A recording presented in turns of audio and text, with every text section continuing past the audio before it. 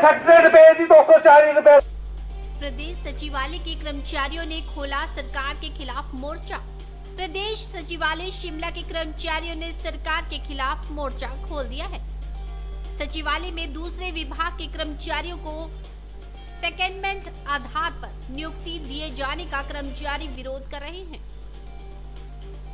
कर्मचारियों ने सचिवालय के बाहर विरोध प्रदर्शन कर चेताया कि अगर सरकार ने बाहरी लोगों को सचिवालय में नियुक्ति दी तो कर्मचारी इसे बर्दाश्त नहीं करेंगे। सचिवालय कर्मचारी एसोसिएशन के प्रधान भूपेंद्र बॉबी ने कहा कि सचिवालय में लोक सेवा आयोग और कर्मचारी चयन आयोग के माध्यम से नियुक्तियां होती हैं, लेकिन सरकार ने सचिवालय सर्विस रूल को संशोधित कर सचिवालय में दूसरे विभाग के लोगों को लाने की योजना बनाई है, जिससे सचिवालय के कर्मचारी के अधिकार भी मारे जाएंगे। सरकार ने अगर राजनीतिक लोगों को सचिवालय में बैकडोर एंट्री दी तो कर्मचारी आंदोलन को तेज करेंगे।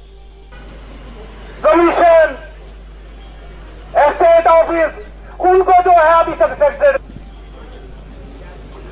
तो आज कैबिनेट की मीटिंग के दौरान हमें पता चला कि 2 फाइलें SAD 1 से जो है ये प्रोसेस की हुई है और वो है सेकेंडमेंट बेसिस पे कर्मचारियों को सचिवालय में सेकेंडमेंट बेसिस पे लाने का रास्ता साफ करना।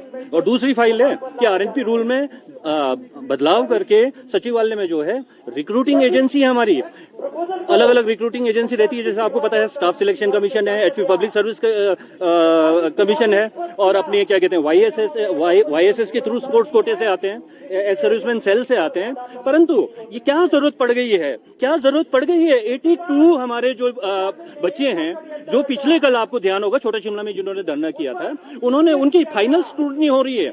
आपने सिर्फ डायरेक्शन पास करने हैं, आपने विजिलेंस को डायरेक्शन पास करने हैं कि इनके मामले में आप थोड़ा स्पीड अप करें, इनको स्पीड अप करें और सब्जेक्ट टू कंडीशन उनको अपॉइंटमेंट दे दें। आपको विद इन 2 to 5 डेज जो है 82 क्लर्क्स मिल जाएंगे। हमारे स्टेनोज हैं, हमारे स्टेनोग्राफर्स हैं, कमीशन के थ्रू आते हैं, डायरेक्ट आते हैं, कमीशन के थ्रू आते हैं। तो एक प्रॉपर प्रोसीजर चला हुआ है। क्या जरूरत पड़ गई है कि सचिवालय में पॉलिटिकल बेस्ड से मेरा तात्पर्य ये है, जैसे कि आप सभी को पता है कि सचिवालय की वर्किंग जो है फाइल पे होती है, फील्ड की वर्किंग कागजों पे होती है और सचिवालय की वर्किंग जो है PUC से कोई के चैनल को क्रॉस करते हुए फाइल में होती है। और सचिवालय में जो भी एंटर करता है, यहाँ तक कि सीनियर IAS अधिकारी भी जब फील्ड स्तर से, चाहे वो DC लगे हों, चाहे वो SDM लगे हों, अगर सचिवालय में स्पेशल सेक्रेटरी है, एडिशनल सेक्रेटरी है, तो वो इस चीज को अप्रिशिएट करते हैं कि सचिवालय की वर्किंग के लिए सचिवालय में ही रहकर फर्स्ट क्लास से सीखना पड़ता है।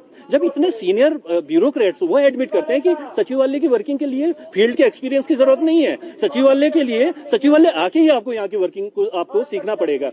परंतु बड़े दुख के साथ कहना पड़ रहा है कि कोई पॉलिटिकल मोटिव होगा और पॉलिटिकली जो बंदा आएगा वो आप मानते हैं सचिवालय आर्म्सडेल और एलर्जली बिल्डिंग से बना है और यहाँ पर तो पॉलिटिकली अगर कोई आएगा तो पॉलिटिकल ऑफिसेज में ही बैठेगा, जबकि पॉलिटिकल ऑफिसेज में मेन बैठने का हमारा PSPA का कैडर है, स्टेनोग्राफर्स का कैडर है।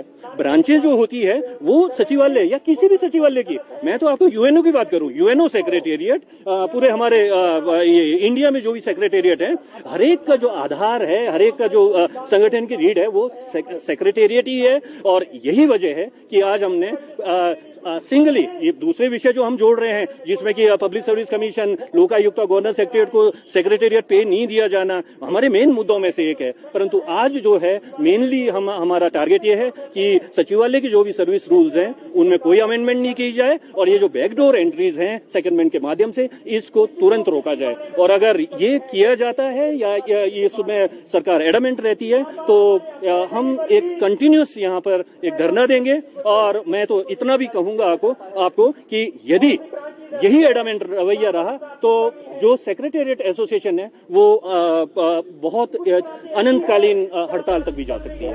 सेक्रेटेरिएट पे थी 240 रुपए से 480 रुपए हुई। एन-स्टार न्यूज के लिए शिमला से चमन शर्मा की रिपोर्ट। डिपार्टमेंट लाने की कोशिश की जा रही है, किसी TD को दे दो जी, किसी डिजास्टर को दे दो जी। गलत ख्यालात पाले हैं उसको आप रोक दीजिए, सपना भी मत लीजिए इसका अंदर। और